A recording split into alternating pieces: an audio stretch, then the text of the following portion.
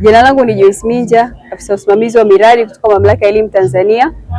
Katika maadhimisho ya wiki ya utumishi wa umma, tumepata fursa ya kukutana na wadau mbalimbali na pia tunatoa wito kwa wadau wengine kuweza kuchangia kwenye mfuko wa elimu kwa maendeleo ya elimu. Na zipo faida ambazo mdau anapata akichangia kwenye mfuko wa elimu, ni pamoja na kutambuliwa kitaifa, lakini pia anaingizwa kwenye kanzidata ya wachangiaji wa mfuko wa elimu, na faida nyingine ni kupata cheti cha utambuzi ambapo kupitia cheti hicho anaweza kupata nafuu ya kodi.